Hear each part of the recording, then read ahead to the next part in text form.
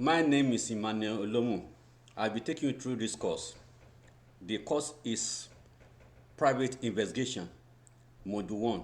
This Module 1 is titled Introduction to Private Investigation, Legal Considerations in Nigeria. As a private investigator, there are things that you should know.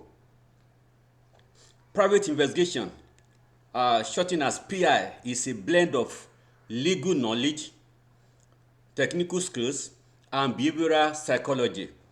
It is a specialized field involving the collection of information and evidence for individuals, for corporations, and or legal entities. In Nigeria, the demand for private investigation or private intelligence is on the increase due to our peculiarity, that's an increase in security challenges and corporate fraud due to security challenges and corporate fraud. But the legal landscape for private investigators in Nigeria is complex because there is no single unified federal law specifically for private detectives, and that has been fully enacted. Instead, private investigation practitioners must navigate a patchwork of existing laws, and these existing laws, they are already specify legal boundaries.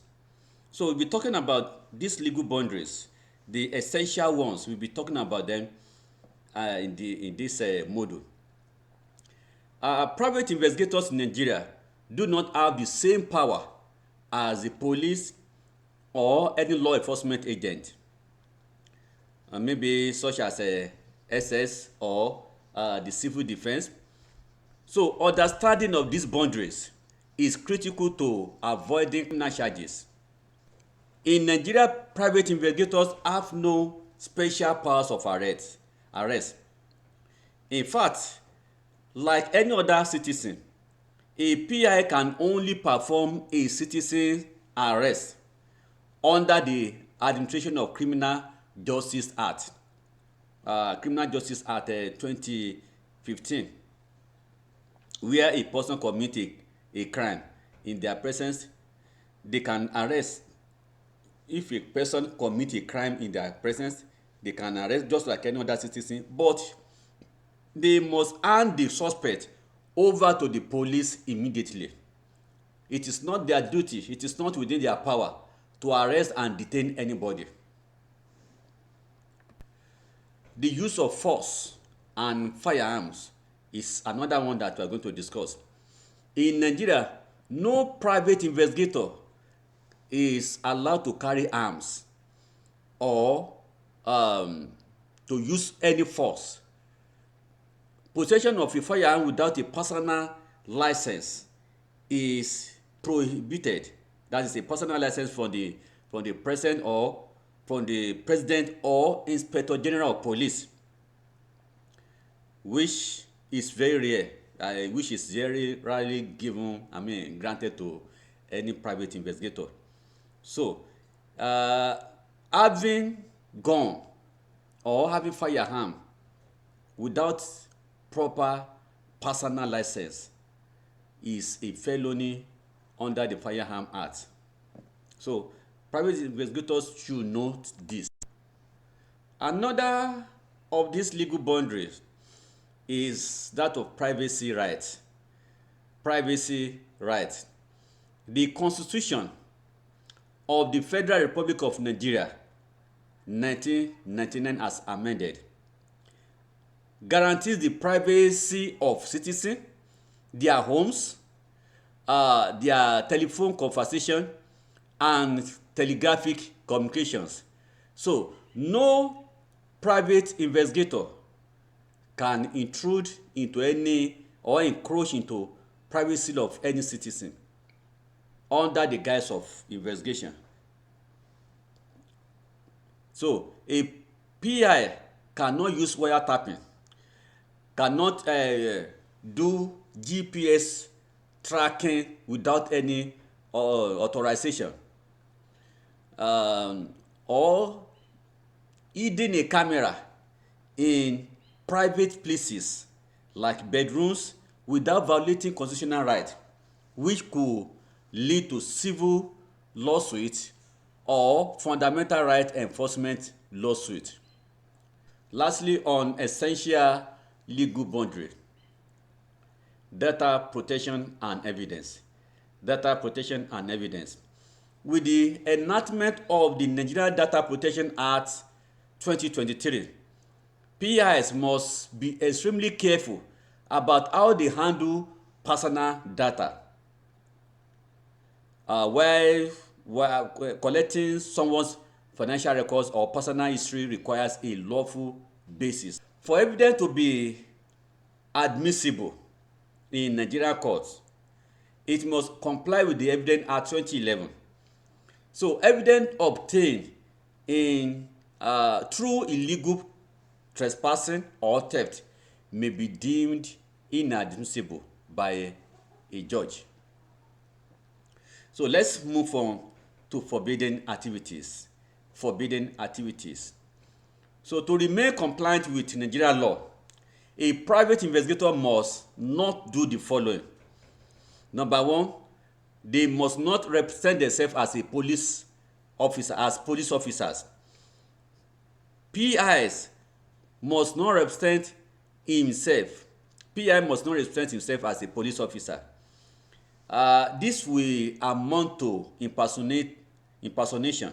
So impersonating a public officer is a very serious offence under the criminal or excuse me, or penal code. Under the criminal or penal code, it's a very serious offence. So do your work as a private individual, as a private investigator. Do not pretend or represent yourself as a police officer. Number two, access bank records illegally is a forbidden activity. It's a forbidden activity. Not even bank records alone, even medical record. Only law enforcement with a court order under the cyber crimes can bypass bank secrecy. The law enforcement with a court order can bypass bank secrecy if need be during their investigation, especially when they are investigating criminal activities of an individual or entity. So, but a private investigator cannot do such a thing. And number three, conduct interrogations. A private investigator cannot conduct interrogation. He can only conduct interview.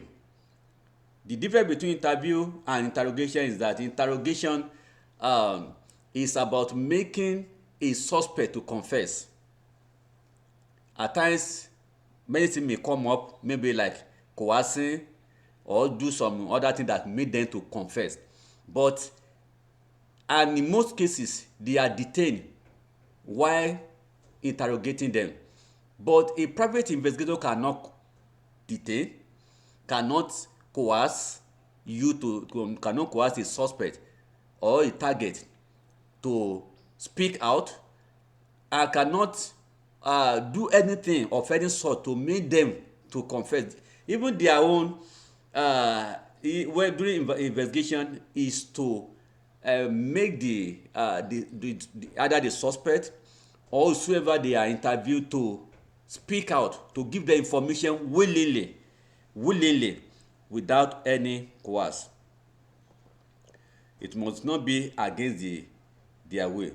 And let's move on to professional standards and ethics. Professional standards and ethics. In Nigeria, to operate safely and effectively, investigators typically adhere to these professional pillars. There are some professional pillars that private investigator must adhere to.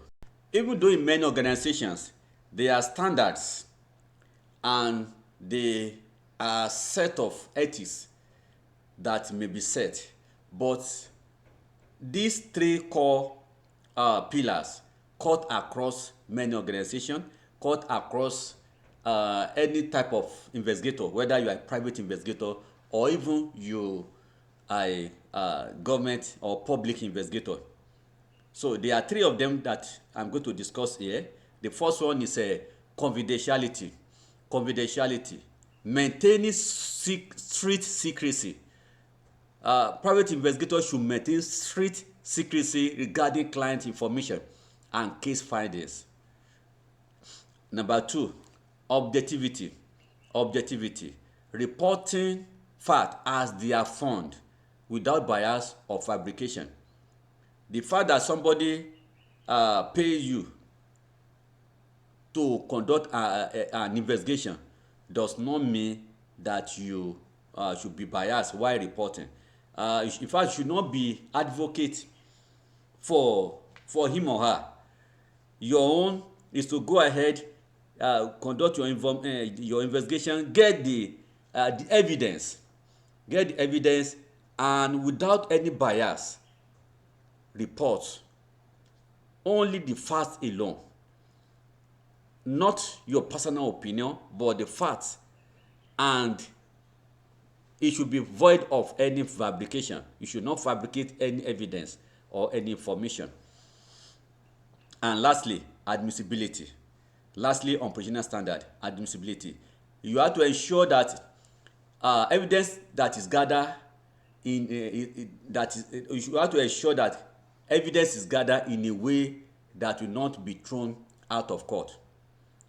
For example, if you collect information, if you gather information in a way that show that the interviewee was coerced while interviewing him, then that may be, your evidence may be thrown out of the court. Or perhaps you encroach, you burgle into another person's property or home in order to get some information. You may be sued for that. Then to every private investigator, you must always ensure your engagement letter with a client clearly state that you will only operate within the laws of the Federation of Nigeria, even though the letter may not specifically or directly state that. But what I'm trying to pass across is that before you start any work, any investigation for a client, the first thing is to get a letter of engagement. That is, you have to request from the client to write a request that is requesting for you to conduct so and so investigation, and the scope of the work must be stated. And inside this scope of work, this scope must not be against any of the law of the Federal Republic of Nigeria. So you must operate. You have to let him know if there's anything that will make you to go against the law. You have to tell him that you will only operate within the laws of the Federal Republic of Nigeria. If a client asks you to bug a phone or break into somebody's office or apartment, the client isn't just ethical, but it is a career-saving legal necessity. So it is better to say no to a job, even though there's money in it, to say no and save your career and save your name and save yourself the hurdles of going to jail, than to get the money, get a job, and go and spend some time behind the bar. And lastly, on this module, how to practice, investigators in Nigeria currently operate by registering a business, that is, incorporating a company through the Corporate Affairs Commission, as a consultancy firm, or as an investigative firm or security advisory firm, whichever resonates with you. Then the next thing is that the next important thing is to join a professional body. Joining professional bodies such as um, Forensic Investigative Society Nigeria will give you credibility, and people can recommend you, or people can patronize you when they know that you are a member of such kind of a body. This is where we are going to stop on this module 1.